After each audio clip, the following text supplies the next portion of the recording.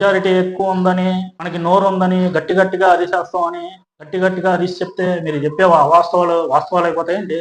అలాగైతే నిక్కచ్చిగా నిజాలు మీకన్నా గట్టిగా అరిచి చెప్పేవాళ్ళు చాలా మంది ఉన్నారు. అంతెందుకు నోరున్న ప్రతి ఒక్కడు అరవగలడు. ఇంకో మాట అన్నారు, నువ్వు ఇంట్లో ఎలాగైనా ఉండు, బయటకు వచ్చినప్పుడు మాత్రం పద్ధతిగా ఉండు అని.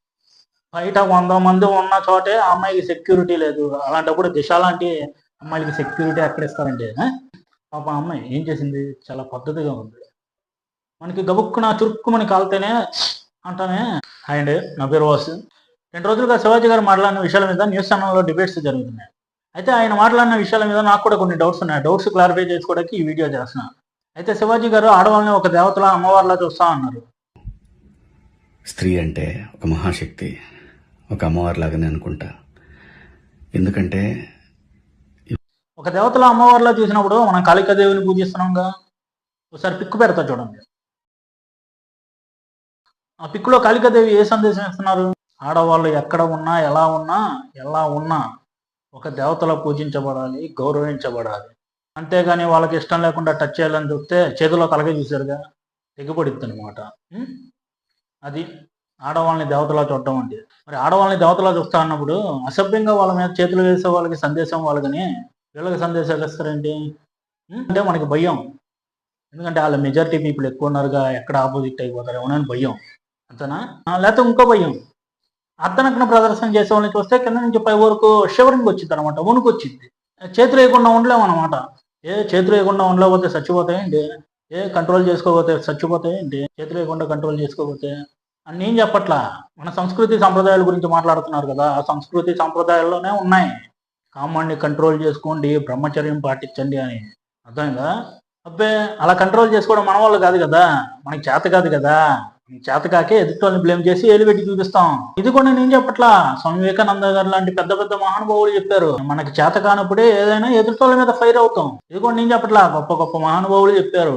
మనకి బ్రహ్మచర్యం పాటించడం చేత కాదు, మన వాళ్ళకి పద్ధతిగా ఉండండిరా అని చెప్పడం చేత కాదు, వాళ్ళని కంట్రోల్లో పెట్టడం చేత కాదు, ఇవన్నీ చేయడం చేత కాదు. కానీ పైకి సంస్కృతి సాంప్రదాయాలు పాటించండి అని మాత్రం చెప్పేస్తాం. ఎందుకంటే చెప్పడం చాలా ఈజీగా, చేయడం కష్టం.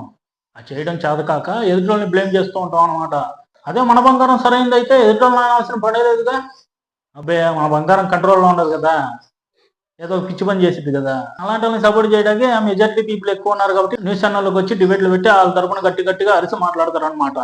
ఎందుకంటే మెజారిటీ పీపుల్ ఎక్కువ ఉన్నారు కదా, ఎప్పుడైనా మనకి సపోర్ట్గా వస్తారని. అంతేనా? నిన్న ఒక మహిళ మాట్లాడారు న్యూస్ ఛానల్ ఎస్కేవిజం గురించి. దీన్ని మేడం, ఎస్కేవిజం అనేది మన వాళ్ళని కంట్రోల్లో పెట్టుకోవడం చేత కాక ఎదుటోళ్ళని బ్లేమ్ చేస్తూ ఉంటాం అనమాట. దీన్ని అసలైన ఎస్కేవిజం అనేది. మనకి చేత కాదు, ఎదుటోళ్ళ మీద పడిపోయి గట్టిగా అరిచేసి న్యూస్ ఛానల్లో డిబేట్లు పెట్టేస్తూ ఉంటాం. మెజారిటీ ఎక్కువ ఉందని, మనకి నోరు ఉందని గట్టిగా అరిచేస్తామని, గట్టిగా అరిచి చెప్తే మీరు చెప్పే వాస్తవాలు అయిపోతాయండి. అలాగైతే నిక్కచ్చిగా నిజాలు మీకన్నా గట్టిగా అరిచి చెప్పేవాళ్ళు చాలా మంది ఉన్నారు. నిక్కచ్చి నిజాలు గట్టిగా అరిచి చెప్పి అవును ఇది కరెక్టే అని అందరి చేత అనిపించగలిగే వాళ్ళు చాలా మంది ఉన్నారు. అంతెందుకు నోరున్న ప్రతి ఒక్కడు అరవగలడు. మీరు అనొచ్చు, కానీ సంస్కృతి సాంప్రదాయాలను ఆడవాళ్ళు పాటించట్లేదు కదా, ఇలాంటి బట్టలు వేసుకొని తిరుగుతున్నారు కదా అని. ఆడవాళ్ళు పాటిస్తారు సంస్కృతి సాంప్రదాయాలు. వాళ్ళు అలాంటి బట్టలు వేసుకొని తిరిగినా ఎదురుగా అర్ధనగ్న ప్రదర్శన చేసే మగవాళ్ళు ఉన్నా వాళ్ళని చూసి చూడకుండా వెళ్ళిపోతారు, లేదా పక్క నుంచి నవ్వుకుంటూ వెళ్ళిపోతారు. అంతేగాని కామెంట్ చేయరు, చేతులు వేయరు. వాళ్ళు కరెక్ట్గా సంస్కృతి సంప్రదాయాలు పాటించే వాళ్ళు కాబట్టి కంట్రోల్ చేసుకుంటారు, బ్రహ్మచర్యాన్ని పాటిస్తారు. అది ఇప్పుడు చెప్పండి, ఎవరో సంస్కృతి సంప్రదాయాన్ని కరెక్ట్గా పాటిస్తుంది? కామాన్ని కంట్రోల్ చేసుకోకుండా చేతులు వేసేవాళ్ళ, కామాన్ని కంట్రోల్ చేసుకునే వాళ్ళ? మనకి సంస్కృతి సాంప్రదాయాలు పాటించడం చేత కాదు, ఓన్లీ మాటల్లోనే చెప్తాం. అలా పాటించడం చేత కాకే సంస్కృతి సంప్రదాయాలను పాటించే వాళ్ళ మీద మళ్ళీ పాటించండి అని చెప్తాం. ఇది ఎక్కడ కామెడీ నాకు అర్థం అవట్లా. ఒక గొప్ప మహానుభావుడు స్వామి వివేకానంద గారు ఒక మాట అన్నారు, మనం స్వేచ్ఛగా బతకాలంటే ఎదుటోళ్ళని స్వేచ్ఛగా బతకనివ్వాలి అని. ఆడవాళ్ళని నేచర్తో పోల్చారు కదా, మరి ఆ నేచర్తో పోల్చినప్పుడు నేచర్లో ఒక గొప్ప అందమైన కొండ ఉండిద్ది.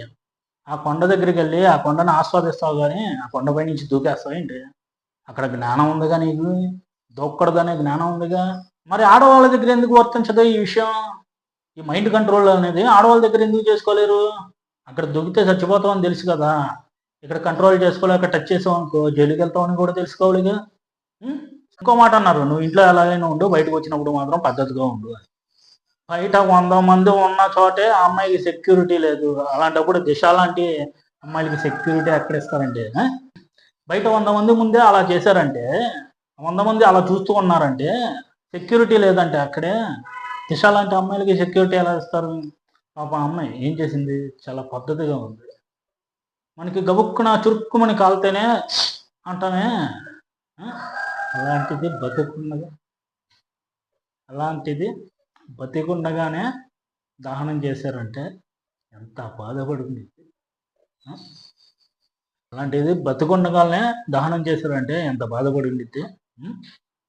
ఎంత నరకం అనుభవించి ఉండిద్ది. హ్మ్. ఏం మనకి పట్టవు. మనకి ఎంటర్‌టైన్‌మెంట్ కావాలి. హ్మ్. ఎంటర్‌టైన్‌మెంట్. ఉండాలి ఎంటర్‌టైన్‌మెంట్. కానీ ఎంతవరకు? పక్కన జనాల్ని కూడా పట్టించుకోవాలి. హ్మ్. అది. మీరు చెప్తున్న అత్యాచారాలు అర్ధనగ్న ప్రదర్శన చేసే వాళ్ళ మీద జరగట్లా. పద్ధతిగా చీరలు కట్టుకున్న వాళ్ళ మీద, పద్ధతిగా ఉండే వాళ్ళ మీద జరుగుతున్నాయి. మరి ఆటిల మీద ఏ డిబేట్‌లు పెడతారు? ఆటిల గురించి ఏ క్లారిఫై ఇస్తారు? ఆటిల గురించి ఏ క్లారిటీ ఇస్తారు?